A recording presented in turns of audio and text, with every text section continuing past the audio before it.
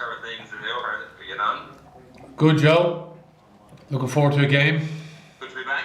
Yeah, well, we'll be back a while, so good to be back at proper games is the big thing. So, pre-season can be at times quite an artificial time because everyone's training away, and obviously guys come back at different stages. But yeah, like it's the proper action, the week to week grind of the games that people enjoy. Pitting yourself against the best teams that are out there. So, looking forward to getting going now. Just something that I was interested in. It was a disappointing end to last season. In order to prepare for this season, is that something that you addressed within the group in order to kind of park it, or was it let's just take the learnings from that and move on and crack on? Well, a bit of both, yeah. Because if you look back, so we lose in the final, you get right down to the last play, you go through that cycle. Like again, it was a short turnaround. We played the following week in a quarter final. You get through that, then you lose in the semi final the week after that. So, and yeah, we review all those games like we normally would. So, as a coaching group, you go away, you review the season, and we've worked on lots of different things during the course of the season. So, and that's really, you've got to move on to the next thing. That's what we get judged on is our next game, isn't it? And sport moves on incredibly fast, as you can see, with lots of other sports out there as well. So yeah, we've changed a few things. A few people leave at the end of every season, like we talked about at the end of last season. So the group never stays the same season to season. So a few people have moved on. We've a few new fresh faces in as well. As I said, we've tried to work hard during the course of the pre-season. Start of the season is always lots of moving parts with players coming back in at different stages, particularly off the back of when there's a tour. So again, some guys just get managed a little bit differently individually. But yeah, no, everyone's kind of raring to go now at this point in time. Just a few things, the way we do things, as I said, some different voices in the mix as well, which is positive. So the group is ever evolving, hopefully in a positive direction. But definitely, like you lose at the end of last season, and like it has a bit of a sort of a hollow sense through that holiday period and into the early part of pre-season. So it's important that we understand how we can improve, look to improve as a group. But regardless, whether we won or obviously we finished the season by losing a couple of playoff games, it would be the same off the back of winning. So it's certainly off the back of losing definitely does sharpen the focus, I think, coming into a new season, because we've got a block of 7 games where we just have to battle out for every single point that we can, and try and leave ourselves in best possible shape for when the break happens in November, and then try and pick up off the back of those November internationals then. One final one for me. Sean O'Brien is part of the setup this season. How much of an impact does he have already? Like he brings real presence, I think, to the group straight away. His power of his personality. So yeah, no, he's been good straight in, not shy, just getting involved straight away, which has been great. Adds a huge amount of experience. Bit of time away, I think. Obviously he's followed closely what's gone on here. So he's got that critical eye, I guess. So no, he's been a good addition to the group. Great voice, and yeah, I think he's a bright future in coaching. Brilliant. Thanks a million, Liam. Pleasure. Hi, Ashling here from Off the Ball. How are you? Great, thanks, Ashling. Yeah. Good. You have a new performance coach in, Declan Deegan. Declan, of course, he's been involved with Dublin GA. He works alongside Jim Galvin. What do you hope that he can add to the setup, or what has he added so far? Well, Declan, yeah, he did a little bit of work with our leaders last year, so it's just evolving really the next phase of that piece. But in terms of, I think he'll, because he'll be more involved here with us this year. We sort of dipped our toe in the water a little bit last year. So, yeah, Declan, as you rightly point out, a huge amount of experience with a very, very successful team, and that. I guess that succession piece over time, that continued success, there's very few teams have actually mastered that, and that group were very, very successful. So he's a wealth of experience, Dec, and as I said, like some of the work he'll do with the individuals, so that observation. So coaches are very much in the moment, but it's who's taking that view from the sidelines. And Dec has a huge amount of experience, as we touched on. So I think he's a really, really important addition for us. Brilliant. And when you look back at last year and you had time to reflect, could you say any area or reason that you didn't get over the line, or you weren't as successful as you would have liked to have been? I know it's hard to probably pinpoint one thing, but is there an area that you say to yourself, okay, that's something that we can look at? Yeah, like there's a lot of really good stuff. Like you get to a European Cup final and you're down to the last couple of minutes in your head. So like you've clearly done a lot of good things to get to that point. So you're not there by accident. When you lose the game, I think everyone thinks, oh, it's been a catastrophe. But there's definitely parts in the game, and even you could see it with some of the guys even on tour in New Zealand, the adjustments that they make in terms of some of the decision making piece, whether that's the decision making for the team or some of the individual decisions in game as well. So that's a part that it's ever evolving. You have young players coming into the team, you want them to grow, and even the most experienced guys, there's always parts of their game that they can improve and learn. So yeah, there's that part. Definitely, I think at the end of last season, post that, like if you think, there was a sort of a little bit of flatness in the air. It was, playing rugby in June.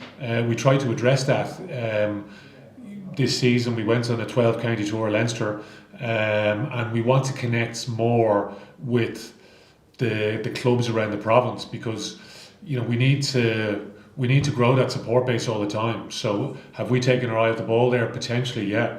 We didn't have great crowds in June. It's very unusual for us to play rugby in June, but we won't have it this season, but in future seasons we will. So we want to make sure that we're doing more. COVID has had a huge amount of challenges for everyone, as we well know. So we haven't had any of those open days. So that was one part that we really want to try and address, is trying to get out and connect with the fan base more and spread the connection as wide as possible, ideally. So and we got an amazing response. When we went out to train in the different venues, we hit 12 counties across 2 days, so it was pretty action packed, fairly hectic, but unbelievable responses that we got. So big open session that we had up in Longford in particular, and Kilkenny and Athy the following day. So, but we hit lots of different spots along the way where we great support out and about. So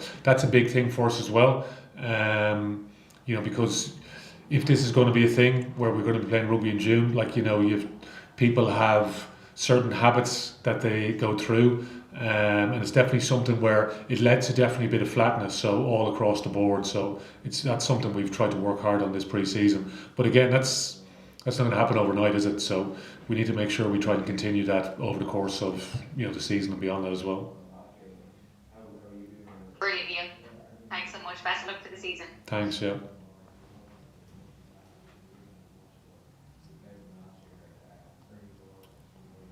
Hi Leo, it's Tony Tiger in RTE. Hi Tony. I was just wondering how your new signings have settled in, the likes of Jason Jenkins and Charlie Natai. Do you think so we could see them in Zebre this weekend? Yeah, well, the two of them played against Harlequins last week, so which was it was a good hit out for us. Harlequins played. They started at the weekend against Newcastle away, so they had a good win there. So they're probably a little bit ahead of us in terms of their their pre-season, getting ready into the season. So for us, with a lot of young guys particularly, with a number of guys come back from injury, and that was pleasing. So it was a decent hit out against quality opposition, number one. Jason and Charlie both got through 40 minutes, which was good to see for them. So they get Leinster jerseys on the back and start to build some of those connections. But yeah, Charlie's got a wealth of experience, different environments, teams that he's been involved in, played with the All Blacks, granted only one cap. He's been away in France over the last number of years, so he's experienced in Europe, so he gets the game there. So he'll hopefully add a lot to the group. As I said, it was a pretty young group that travelled over there, so he's a very, very important voice in that group. Jason missed a lot of pre-season. He had a finger issue when he arrived here, that he needed to get tidied up, so he had a procedure on that. But he'd only started training, as in full team training, the week before the pre-season game. But in terms of physical size, presence, it was great for him just to get 40 minutes under his belt as well. So hopefully he'll push on, the two of them. Again, with the addition of South African teams in the URC, just trying to understand that mindset piece that those teams bring. But again, Jason he's definitely one for the future. I would think. Johan obviously brought him into Munster initially. Would not have known Jason well, but definitely he hasn't been overplayed over the last couple of years. But he's definitely one who's there's plenty of ability there. Are Zebre a difficult team to prepare for in terms of an opening game to the season? You see the amount of ins and outs there over the summer. I think it's 21 in, 26 out, so it's pretty blank canvas over there at the moment. Like one of the things is like they've got players that are committed to Zebre. A lot of young players. They made some signings from overseas as well. Like we struggled at different stages against Zebre. We played out a 3-0 classic there a few seasons ago. Even last year, the game in the RDS, when just looking back, and very aggressive defensively. So it's making sure that we're ready for the threats that they bring. So, and they've had a bit of a disruptive pre-season as well. Their game, they were due to play against Cardiff the weekend. I understand they sort of had a training scenario piece instead of the actual game. So it's been hard to try and get exact footage. So it probably means that we just have to focus a little bit more on ourselves, which is sometimes not a bad thing as well. You can get a little bit bogged down sometimes in the opposition. But we have a fair idea of some of the comings and goings of players that they have, some of the footage from the end of last season as well. But they're a team we've struggled against in the past. And as I said, like we've plenty of moving parts always to start of the season as well. So, but it's good opportunity for our guys just to showcase what they've done over the course of pre-season. Leo, it's Don here on audio. Has two ex-Leinster men coming in as coaches made life easier for you?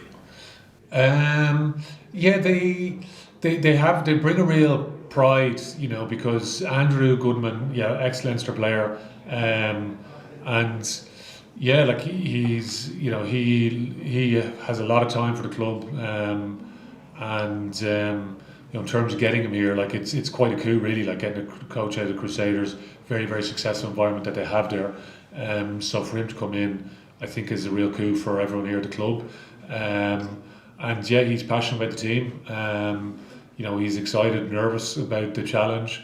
And Sean, he's someone who's sort of like a iconic player in many respects. Everything that he's achieved in the game, not just with Leinster, with Ireland, and also with the Lions as well. The players are hugely enthused by having the two players there. So hopefully go on to have very, very successful careers in coaching, obviously with us in the short term, and we'll see where it goes from. But we're very appreciative to have the two lads back in blue.